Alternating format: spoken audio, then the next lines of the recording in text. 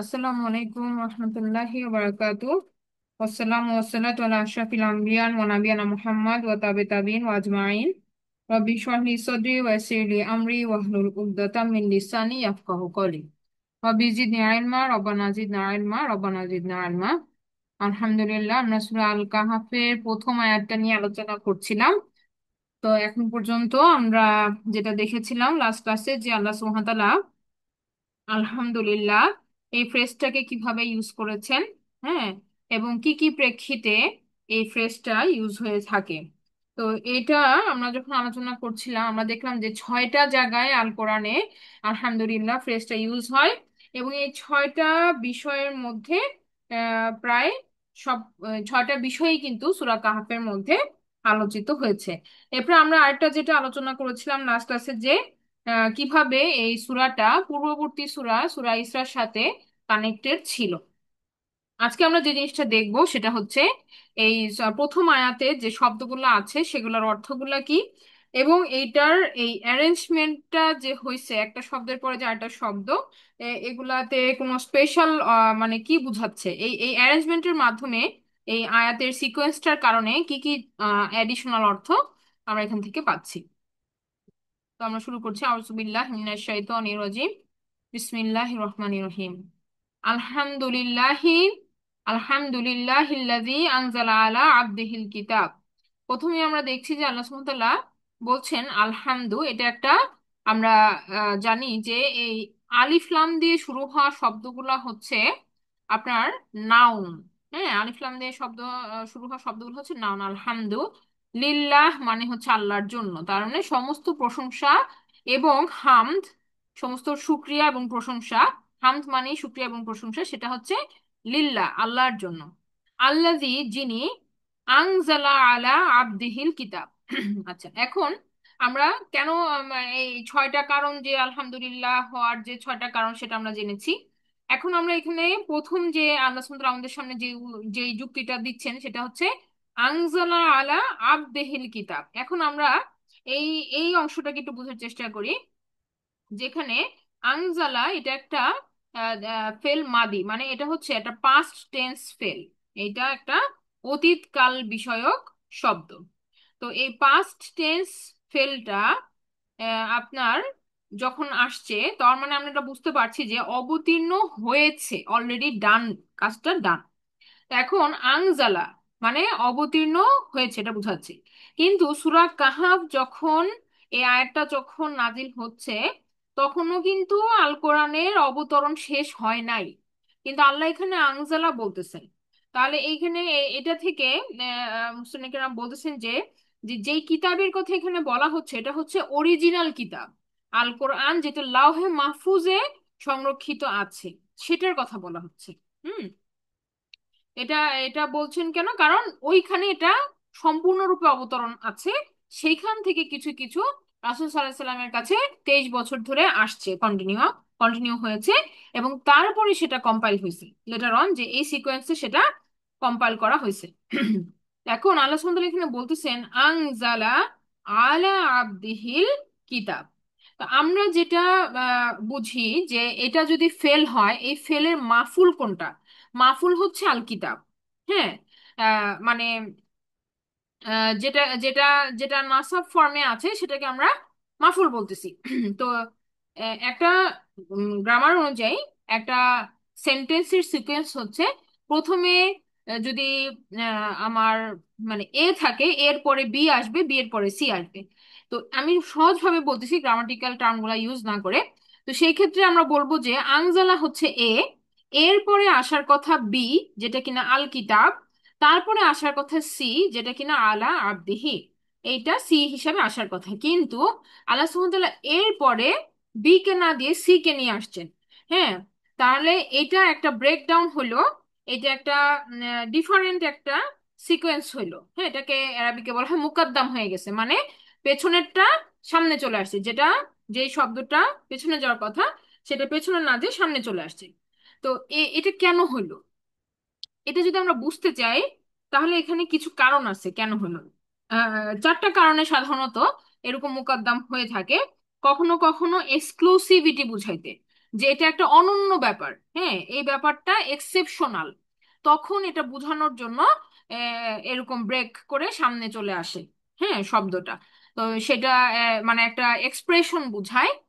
যেমন আমরা এখানে বললাম যে অনন্য জিনিস বুঝাইতেছে, হ্যাঁ সামথিং ভেরি স্পেশাল, তখন এটা ব্যবহৃত হয়। দ্বিতীয়টা হচ্ছে যখন আমরা কোনো রিডারের কাছে এমন ভাবে শব্দগুলোকে উপস্থাপন করলাম যে তার মধ্যে একটা আগ্রহ তৈরি হইল পরবর্তী জিনিসটা জানার জন্য, হ্যাঁ যে আগ্রহ তৈরি করতেছে, একটা কিউরিয়াসিটি তৈরি করতেছে, সেই কারণে অনেক সময় এরকম সাসপেন্স রাখা হয়, বা যেটা আমরা শুনতে চাই সেটাকে পরে বলা হয়। যেমন আমরা দেখি না যে বিভিন্ন আমাদের সামনে যে বিভিন্ন জিনিস উপস্থাপন হয়, তখন আমরা দেখি যে আসল কথাটা একদম শেষে যে বলে, ওটাকে প্রশ্ন করে বা ওটাকে একটু ঝুলায় রাখে, ঝুলায় রেখে আপনাকে বাকি ইনফরমেশন গুলো দিয়ে ওই আপনার আগ্রহটা ধরে রেখে শেষে যে ওটাকে অ্যাড্রেস করে আগ্রহটা। আর ওটা যদি আগেই বলে দেয় তাহলে আপনার বাকিটা শুনতে ইন্টারেস্টেড হবেন না। তো এরকম ব্যাপারটা যে আল্লাহ সুবহানাহু ওয়া তাআলা এখানে এই এই এই এই ব্রেকের একটা কারণ এটাও যে তিনি একটা ইন্টারেস্ট তৈরি করতেছেন যে যে একটা কি নাজিল করেছেন এই ব্যাপারে তিনি ইন্টারেস্ট তৈরি করতেছেন। তৃতীয় হচ্ছে এক্সাইটমেন্ট, হ্যাঁ বা উৎসাহ, যে কোনো একটা এত স্পেশাল একটা জিনিস যেটা দেওয়া হচ্ছে সেই ব্যাপারে সে উৎসাহিত, হ্যাঁ যে যাকে মানে এটা এটা তাকে চুজ করা হয়েছে স্পেশালি দেওয়ার জন্য। তো এইখানে একটা এক্সাইটমেন্ট আছে, বা একটা আমরা বলতে পারি যে এনথাসিয়াজম, হ্যাঁ একটা আনন্দর ব্যাপার আছে, যে একটা স্পেশাল কনসিডারেশন করা হয়েছে, হ্যাঁ যে প্রফেসর সাল্লাল্লাহু আলাইহি সাল্লামের কেই দেওয়া হয়েছে এই কিতাবটা, স্পেশালি তাকেই দেওয়া হয়েছে এই কিতাবটা। তো এই ব্যাপারটা এখানে আছে। আর আরেকটা কারণ হচ্ছে জোর দেওয়া, কোনো কিছুকে খুব জোর প্রকাশ করে বলা, জোর দিয়ে বলা, সেটাকে বলা হয় এমফ্যাসিস দেওয়া, হ্যাঁ। তো এরকম কোনো কিছু জোর দিয়ে বুঝাইতে হইলেও এই এরকম শব্দের ক্রনোলজি চেঞ্জ হয়, ঠিক আছে, বাক্যের মধ্যে পরিবর্তন আসে। তো এখন আমরা এটা এই যে চারটা জিনিস আমরা বললাম, তো এটা কিভাবে এই ক্ষেত্রে প্রযোজ্য হলো সেটা যদি আমরা দেখি, তাহলে আমরা এইভাবে চিন্তা করব। আমাদেরকে আগে ওয়ার্ড গুলার মিনিং বুঝতে হবে যে কি বলছে। আংজালা, এটার মানে হচ্ছে আমরা বললাম নাজাল, নাজাল্লা থেকে আসছে। নাজালা মানে নাজিল হওয়া, যেটা আমরা বাংলায়ও বুঝি নাজিল হয়েছে, উপর থেকে কোনো কিছু নিচে নেমে আসছে, হ্যাঁ। এবং এটা হচ্ছে আপনার অতীত কাল দিয়ে বোঝানো হয়েছে, অবতীর্ণ হয়েছিল, হয়েছে, হ্যাঁ অলরেডি ডান। এরপরে বলা হয়েছে কার উপরে, আলা আবদিহি, হ্যাঁ আবদিহি, তার আবদের উপরে, হিজ স্লেভ। এখন এখানে হি হচ্ছে আল্লাহ সুবহানাহু ওয়া তাআলা, আল্লাহ সুবহানাহু ওয়া তাআলা তার নিজের কাছে টেনে নিয়ে বলতেছেন যে তার বান্দার উপরে, তার বান্দার উপরে, হ্যাঁ। তো তার বান্দা, এখানে রাসূল সাল্লাল্লাহু আলাইহি সাল্লামকে বান্দা হিসাবে বলা হয়েছে, আব্দ হিসাবে বলা হয়েছে। এখন আমরা আব্দ অর্থটার যদি খুঁজি, আব্দ শব্দের অর্থটা যদি খুঁজি, বাংলায় বললে এটাকে দাস বলে, সিম্পল ভাবে দাস। তো দাস কে? দাস হচ্ছে যে তার মনিবের কথা সম্পূর্ণরূপে মেনে চলে। তো এখন আমাদের মনিবকে, আমাদের রবকে, আল্লাহ সুবহানাহু ওয়া তাআলা, তো রবের দাস হইতে পারাটা কিন্তু এখানে অনেক বেশি অনারের একটা বিষয়, অনেক বেশি সৌভাগ্যের ব্যাপার, এবং এটা একটা মানে উচ্চ মর্যাদার ব্যাপার। কিন্তু এমনি বাংলায় যখন আমরা বলি দাস, তখন কিন্তু এই কথাটা আমাদের কাছে ওরকম মর্যাদাপূর্ণ মনে হয় না, আমাদের কাছে এটা হিউমিলিয়েটিং একটা ওয়ার্ড, যে দাস বলতেছে, হ্যাঁ এরকম মনে হচ্ছে। কিন্তু আল্লাহ সুবহানাহু তাআলা এটাকে সম্মান সূচক হিসেবেই কিন্তু ব্যবহার করেছেন, যে আল্লাহর আব্দ হইতে পারাটা, দুনিয়ার বুকে আল্লাহর আব্দ হইতে পারাটা হইতেছে সবচেয়ে সম্মানের। এবং এইটা আল্লাহ সুবহানাহু ওয়া তাআলা তার নিজের সবচেয়ে প্রিয় রাসূল মুহাম্মদ সাল্লাল্লাহু আলাইহি সাল্লামকে এইভাবে অ্যাড্রেস করছেন, হ্যাঁ। তো এখন আব্দ বলতে আমরা আমরা যদি চিন্তা করি যে মানে রাসূল সাল্লাল্লাহু আলাইহি সাল্লামের জীবনী দিয়ে বা তার ক্যারেক্টার দিয়ে যদি আমরা চিন্তা করি, উনি কিরকম ছিলেন, হ্যাঁ যে আল্লাহ সুবহানাহু ওয়া তাআলা তাকে আব্দ বলে ঘোষণা দিচ্ছেন যে তিনি প্রকৃত আব্দ। তো সেটা কিভাবে? দেখুন আমরা জানি যে প্রফেট সাল্লাল্লাহু আলাইহি সাল্লামের এমনি তার তার চরিত্র ছিল সবচাইতে সুন্দর, হ্যাঁ সব থেকে আদর্শবান, এবং তিনি কখনোই মানে কারোর প্রতি অমঙ্গল চাইতেন না, সবসময় তিনি মিষ্টভাষী ছিলেন, সত্যবাদী ছিলেন। তার যে চারিত্রিক গুণাবলী এগুলো ছিল হাইয়েস্ট কোয়ালিটির। হ্যাঁ, যেটা যার যার সব দিক থেকে এত সুন্দর তিনি আদর্শ ছিলেন, সবগুলো উদাহরণের সবচেয়ে সুন্দর আদর্শ তিনি এতটাই ছিলেন যে মানে এরকম মানে আদর্শবান ব্যক্তির উদাহরণ পৃথিবীতে এখন পর্যন্ত নাই। হ্যাঁ, এবং মানে নাম্বার ওয়ান আইডিয়াল পার্সন যদি আপনি এখনো ইয়াতে সার্চ দেন, রাসূল সাল্লাল্লাহু আলাইহি সাল্লামের নামই আসবে। ঠিক আছে? তার মানে এইটা এতটাই উচ্চ স্তরে ছিল তার আচরণিক সৌন্দর্যটা। তো এখন আমরা যেটা বলতেছি যে রাসূল সাল্লাল্লাহু আলাইহি সাল্লাম খুবই সফট হার্টেড ছিলেন, মানুষের প্রতি সদয় ছিলেন, এবং তিনি কাউকে আঘাত করে কখনো কথা বলতেন না। কিন্তু আমরা দেখি যে যখন আল কোরআন নাজিল হয়, প্রফেট সাল্লাল্লাহু সাল্লামের কিন্তু ওয়ার্ড চুজিং এর ক্ষেত্রে কোনো অপশন থাকে না। মনে করেন যে রাসূল সাল্লাল্লাহু আলাইহি সাল্লামের কাছে তিনি নর্মাল ভাবে যখন কথা বলতেছেন তখন তার ওয়ে অফ স্পিচ একরকম, কিন্তু যখন আল কোরআন তার উপরে আসতেছে কোরআনের ওয়ে অফ স্পিকিং আরেক রকম। আল কোরআন তো আল্লাহর তরফ থেকে আসছে। আল্লাহর যেভাবে আল্লাহ যেভাবে মানুষের কাছে এটাকে পাঠাইছেন ঠিক সেইভাবেই তিনি বলতে বাধ্য। রাসূল সাল্লাল্লাহু আলাইহি সাল্লাম ঠিক সেইভাবেই আল কোরআনের সেই শব্দগুলাকে তিনি মানুষের কাছে পৌঁছায় দিচ্ছেন। তো এখানে আল্লাহ সুবহানাহু ওয়া তাআলা কিন্তু বান্দার সাথে রব এবং বান্দার সম্পর্কে কথা বলতেছেন, কিন্তু এখানে এই কথাগুলা মুখ নিঃসৃত হচ্ছে রাসূল সাল্লাল্লাহু আলাইহি সাল্লামের। তো মানুষ কিন্তু কি দেখতেছে? মানুষ দেখতেছে যে প্রফেট সাল্লাল্লাহু আলাইহি সাল্লাম তাদের সামনে আল্লাহর কথাটাকে বলতেছেন। তো তার যে নিজস্ব ওয়ার্ডিং, তার যে নিজস্ব অ্যাপ্রোচ, সেটার থেকে কিন্তু কোরআনের অ্যাপ্রোচটা ভেরি ডিফারেন্ট।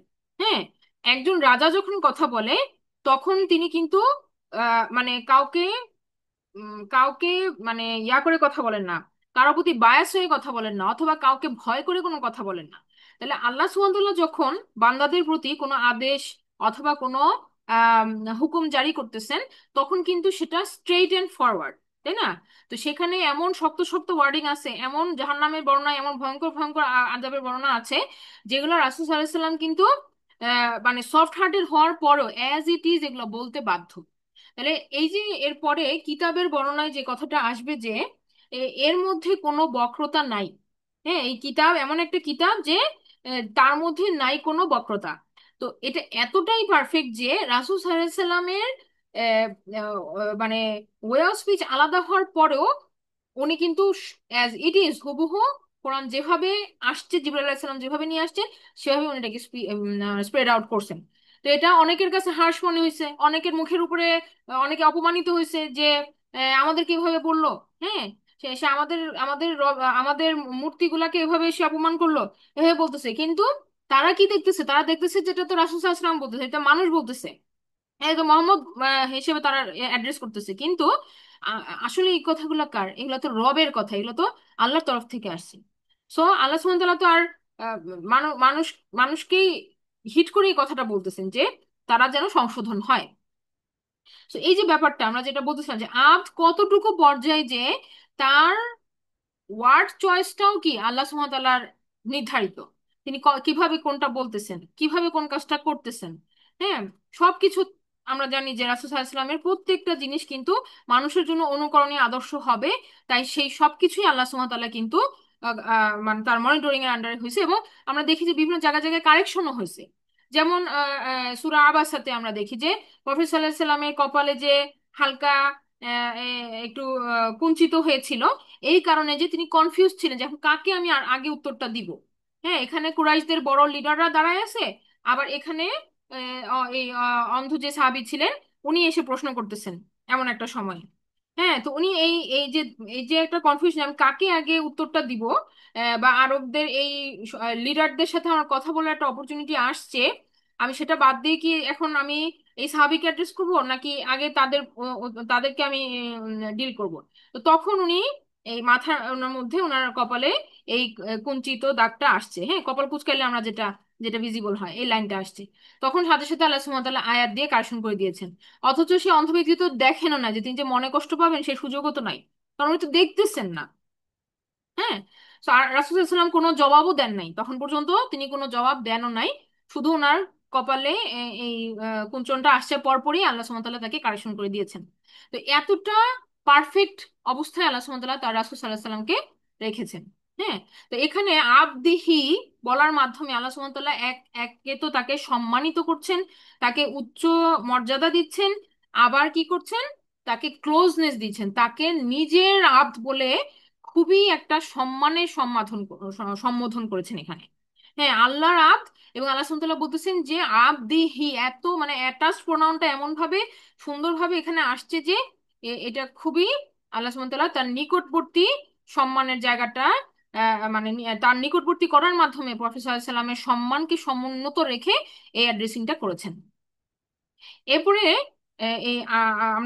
আমরা যখন বুঝতেছি যে আলা আবদিহি, আলা রাসূল আব্দের অর্থটা আমরা বুঝলাম। আরেকটা ব্যাপার, আব্দ মানে এমন কেউ না যে যাকে খুবই ইয়া হইতে হবে।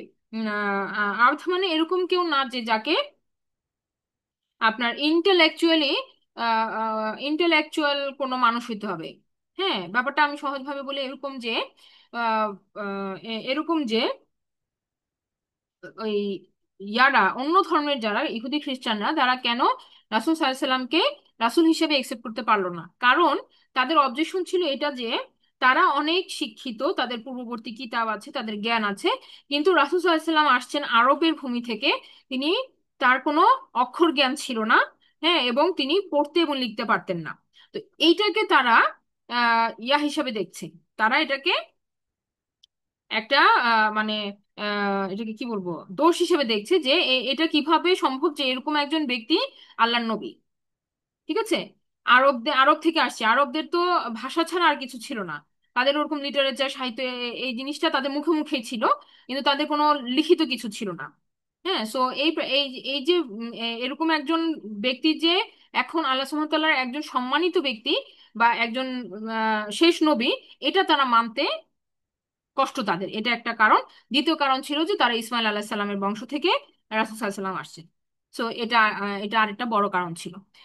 তো যেটা বলছিলাম যে আহ, যে আল্লাহ সুবহানাহু ওয়া তাআলা যখন এই অ্যাড্রেসিংটা করলেন, তখন কিন্তু তারা মনে করতেছিল কি যে তারা হচ্ছে আল্লাহর বড়ই যে তারা এত পাণ্ডিত্য তাদের আছে, তারা এত জ্ঞানী গুণী, যে তারা অনেক বেশি যোগ্য ইবাদতের। কিন্তু আল্লাহ সুবহানাহু ওয়া তাআলা কিন্তু এটা ক্রাইটেরিয়া হিসেবে ধরলেনই না। আল্লাহ সুবহানাহু ওয়া তাআলা আল্লাহ সুবহানাহু ওয়া তাআলা কিন্তু রাসূল সাল্লাল্লাহু আলাইহি ওয়াসাল্লামের এই এই ব্যাপারটাকে কোনো কোনো ইয়াই দিলেন না। হ্যাঁ, তার গুণাবলীর এক নাম্বার কোয়ালিটি কি ছিল? তার ক্যারেক্টার, তার সৌন্দর্য, চারিত্রিক সৌন্দর্যটা হচ্ছে মানুষের জন্য অনুকরণীয়। হ্যাঁ। আর আর আরেকটা কি, যে আল্লাহ সুবহানাহু ওয়া তাআলা তাকেই চুজ করেছেন তার তার শেষ নবী হিসেবে। ওকে, তো আমরা আশা করি যে এই অ্যাপদের ডিটেলসটা আমরা বুঝতে পারলাম। হ্যাঁ, এখন আমরা বলতেছিলাম যে এটার আগে বলার মাধ্যমে একটা হচ্ছে আল্লাহ সুবহানাহু ওয়া তাআলার প্রতি ক্লোজনেস বুঝাইলো। আল্লাহ সুবহানাহু ওয়া তাআলা স্পেশাল একটা অনার দিলেন যে আলা আবদিহি, আমার এই স্পেশাল বান্দার উপরে এটা নাজিল হয়েছে। হ্যাঁ, স্পেশাল বান্দা, যেটা আমরা বললাম যে আগে আসার কিছু কারণের মধ্যে এক্সক্লুসিভিটি আছে। তো তারপরে এই যে এত সুন্দর করে আল্লাহ সুবহানাহু ওয়া তাআলা অ্যাড্রেস করে বলেন আবদিহি, তার আব্দের উপরে, বলার পরে মানুষের মধ্যে একটা আগ্রহ তৈরি হতেছে যে কি দিচ্ছেন এত, তার আব্দকে আল্লাহ সুবহানাহু ওয়া তাআলা কি দিচ্ছেন। তখন আল্লাহ বাকি ইনফরমেশনটা দিলেন যে আল কিতাব। ঠিক আছে। তারপরে হচ্ছে যে জোর দেওয়া যে এই আব্দের উপরে যেটা আসছে সেইটার জন্যই আমাদের আল্লাহর কাছে শুকরিয়া করা উচিত, আলহামদুলিল্লাহ। তাহলে এই আব্দের উপরে কি আসছে, এই এই যে একটা জোর এমফাসিস দেওয়া হলো, এটাও হচ্ছে কি এই সামনের নিয়ে আসার একটা সৌন্দর্য। এখন আমরা পরবর্তীতে দেখি আল কিতাব। আল কিতাব মানে কি?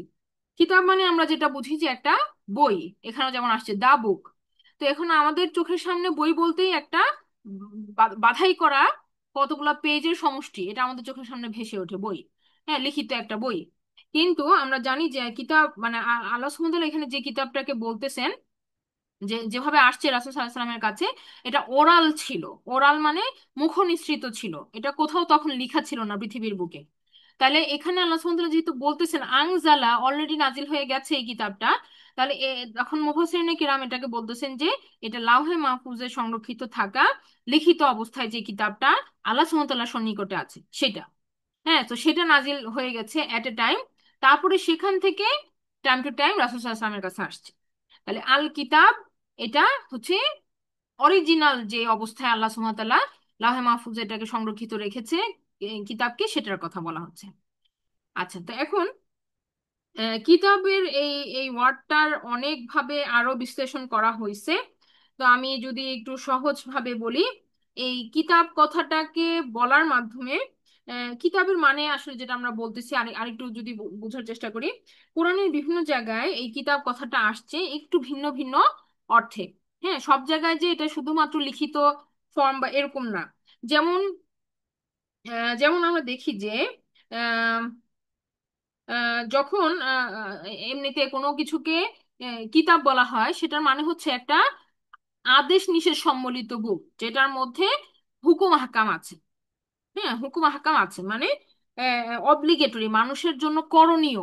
হ্যাঁ, কি বা কি করণীয় না, এটা সম্পর্কে যে আদেশ নিষেধ গুলা, সেটা একটা যেই যে জিনিসটা যে মানুষ ফলো করবে, হ্যাঁ, সেটা হচ্ছে কিতাব।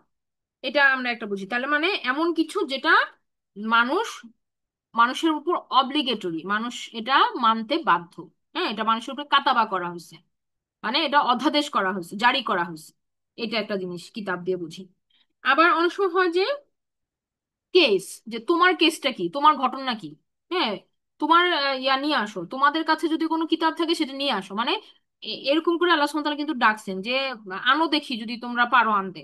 হ্যাঁ, এরকম কোনো কিতাব, তার মানে তোমাদের কেসটা প্রেজেন্ট করো, তোমাদের কি আছে, তোমাদের রেফারেন্স কি আছে, তোমরা একটু প্রেজেন্ট করো। এভাবেও কিন্তু অনেক সময় কিতাব কথাটা আসছে। আবার আমরা অনেক জায়গায় দেখি যে আল্লাহ সুবহানাহু ওয়া তাআলা ডেডলাইন বলতেও কিতাবকে বলা হয়েছে। যেমন আল্লাহ বলছেন যে আমি কোনো কওমের উপরে পানিশমেন্ট বা মানে কোনো কওমের উপরে আমি মানে আযাবটা আসবে না ততক্ষণ না পর্যন্ত যেটা তাদের লিখিত আছে।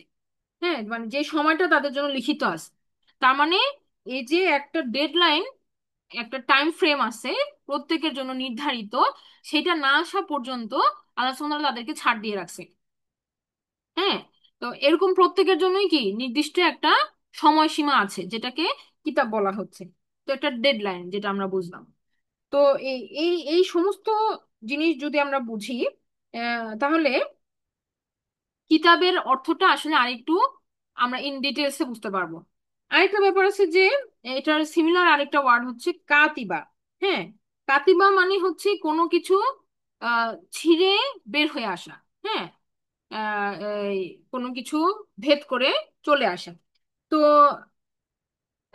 হোসেন এভাবে বলছেন যে আল কোরআন হচ্ছে আহ, আহ, এমন একটা আদেশ বা এমন একটা আল্লাহ সুবহানাহু ওয়া তাআলার থেকে আসা ওহী, যেটা কিনা অন্য সবকিছুকে বিদীর্ণ করে দিছে, অন্য সমস্ত স্ট্যান্ডার্ডকে সে ইনভ্যালিড করে দিছে। হ্যাঁ, তো এটা এমন একটা স্ট্যান্ডিং, এমন একটা আদর্শ, এমন একটা অনুকরণীয় কিতাব, যেটা কিনা অন্য সমস্ত কিছুকে আপনার ক্যান্সেল আউট করছে। হ্যাঁ, এইভাবেও এই জিনিসটাকে আমরা বুঝতে পারি। আর আরেকটা ব্যাপার হচ্ছে যে এটাকে বলা হইতেছে যে এই যে কিতাব, আল্লাহ সুবহানাহু ওয়া তাআলা এই এখানে এই কিতাব বলার মাধ্যমে এমন ভাবে হাইপারবোলিক একটা এক্সপ্রেশন দিছেন। এটাকে হাইপারবোলিক মানে হতেছে অতি অতি মাত্রায় বা অত্যন্ত বেশি মাত্রায়, যেটা কিনা এক্সপ্রেশন দেয়। হাইপারবোলিক মানে হচ্ছে সেটা অত্যন্ত বেশি। তো এখানে আল কিতাবের মধ্যে ওই হাইপারবোলিক সেন্সটা আছে। তো এটার মানে কি? এটার মানে হচ্ছে এমন একটা রাইটিং, এমন একটা বই, যেটা মানুষের এই রাইটিং এর আইডিয়াটাকেই পরিবর্তন করে দেয়। মানে দুনিয়াতে কেউই তো এভাবে লিখতে পারবে না। আল্লাহ সুবহানাহু ওয়া তাআলা যেভাবে এই কিতাবটাকে তৈরি করছেন এবং দিয়েছেন, এটার নিকটবর্তী আর কোনো কিতাব হইতেই পারে না।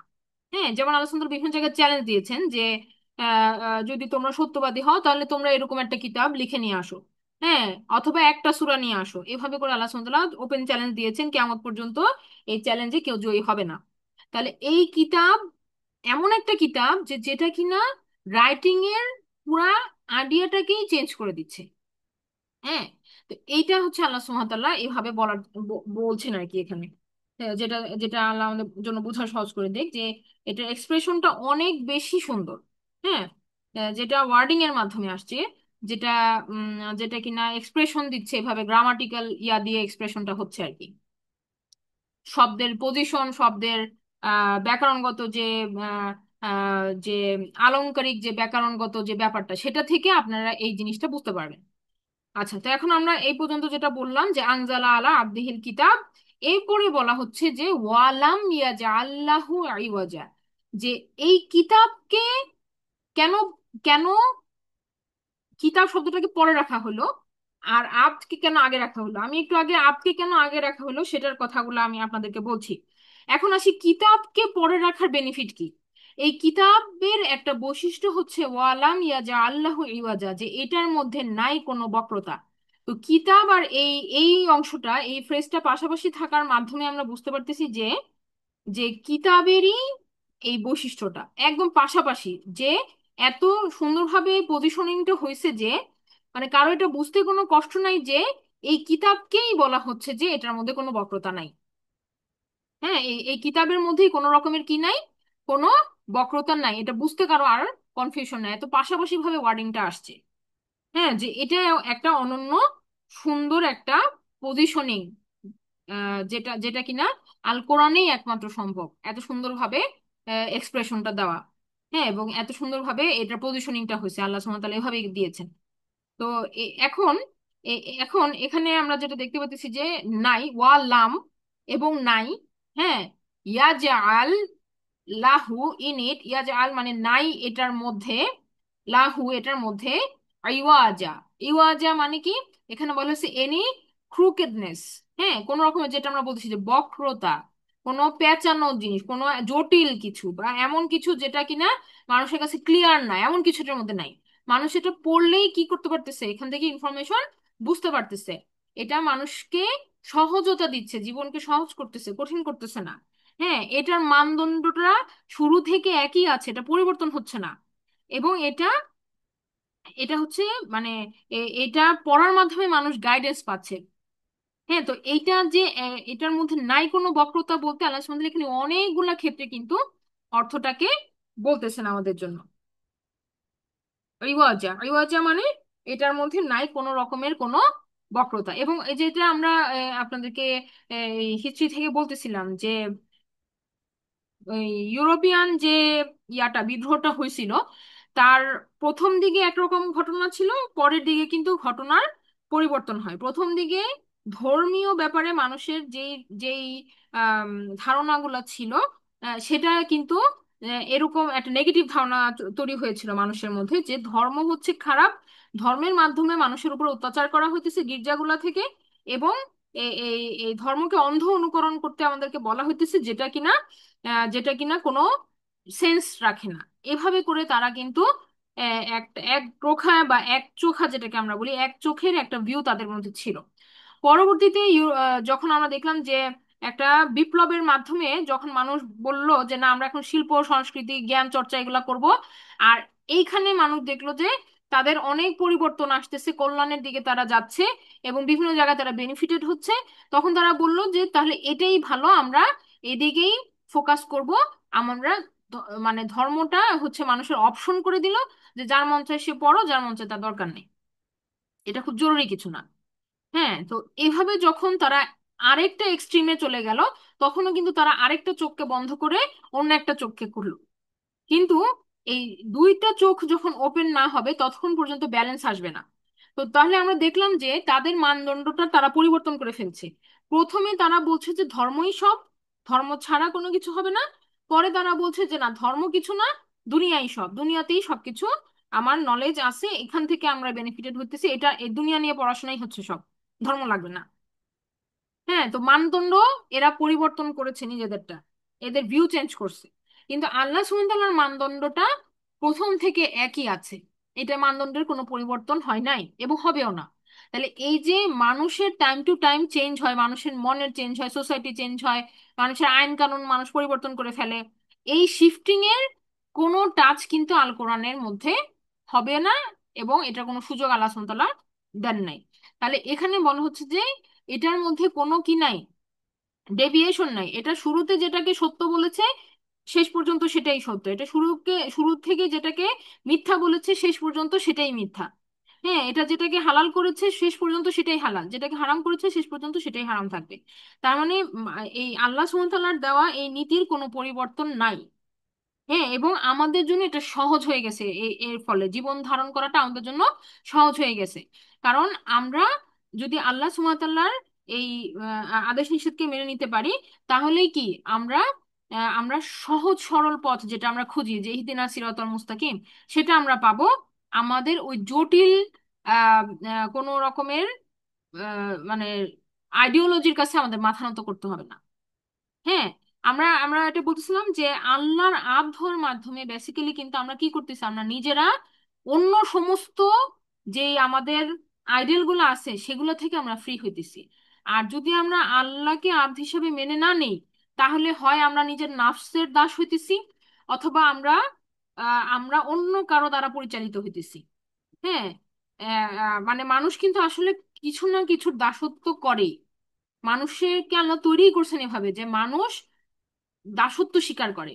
কিভাবে? নিজের লোভ লালসাকে রব বানায় নেয়, আর সেই লোভ লালসার আন্ডারে সে দাস হয়ে যায়। ওই লোভ তাকে যা যা করতে বলে বা এই লালসা তাকে যা যা করায়, সে তখন সেগুলাই করতে থাকে দাস হিসাবে। এখান থেকে সে ফ্রি হইতে পারে না।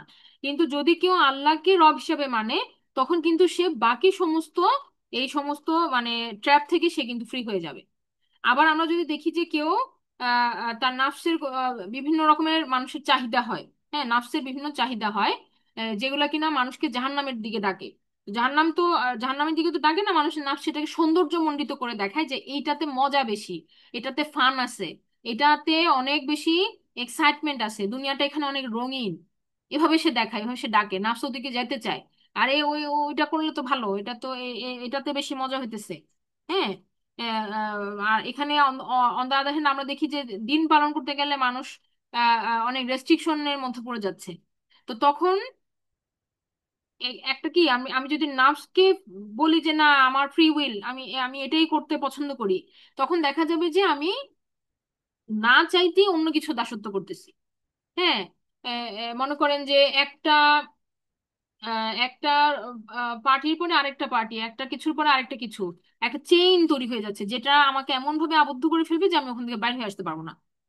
হ্যাঁ, আর আরেক দিকে হচ্ছে আল্লাহর দাসত্ব। আল্লাহর দাসত্ব করলে বাকি সবকিছু থেকে ফ্রি, বাকি কোনো প্রেশার তার উপরে অ্যাডিশনাল আসতেছে না। সে শুধু একমাত্র রবের কমান্ড মানতেছে এবং এই এই এই যে যে স্থায়ী মানদণ্ড সেটা মেনে চলতেছে, বাকি আর কোনো কিছুকে সে ফলো করতেছে না।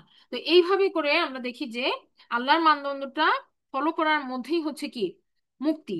এটা ফলো করতে পারলেই হচ্ছে মুক্তি, আর এটা না করে যাই করি না কেন, সেগুলো আলটিমেটলি আমাদেরকে দাসত্ব করাবেই, এবং আমাদেরকে আরো মানে অন্য কিছু দাসে পরিণত করবে। আমরা বলি না যে প্রফেসর সাল্লাল্লাহু আলাইহি সাল্লাম জন্মের 50 বছর পূর্বে যখন এই আব্রাহার বাহিনী ওই কাবা ঘর ধ্বংস করতে আসলো, আল্লাহ সুবহানাহু ওয়া তাআলা চাইলে কিন্তু সেই সময়েই এই হাতির দ্বারা কিন্তু কাবা ঘর ধূলিসাৎ করে দিতে পারতেন। আল্লাহ সুবহানাহু ওয়া তাআলার অনুমতি যদি হইতো, তাহলে ওই ওই ঘটনাটা ঘটতো। এবং পরবর্তীতে রাসূল সাল্লাল্লাহু আলাইহি সাল্লাম এসে আবার ইব্রাহিম আলাইহিস সালাম যেভাবে কাবা ঘরকে রিস্টাবলিশ করছেন, ইনি আবার রিস্টাবলিশ করতে পারতেন। কিন্তু আল্লাহ সুবহানাহু ওয়া তাআলা সেটা চান নাই, ইট ওয়াজ নট দ্য প্ল্যানিং। কেন? কারণ ওইভাবে মূর্তি ধ্বংস করার মাধ্যমে কিন্তু মানুষের মনের ভিতর থেকে মূর্তিগুলা মিশবে না। তাহলে রাসূল সাল্লাল্লাহু আলাইহি সাল্লামের চ্যালেঞ্জটা কি ছিল? চ্যালেঞ্জটা ছিল যে মানুষের মনের ভিতর থেকে শিরিককে দূর করে দেওয়া এবং আল্লাহর একত্ববাদকে প্রতিষ্ঠা করা। তারপরে তিনি এই আইডল গুলাকে ধ্বংস করছেন।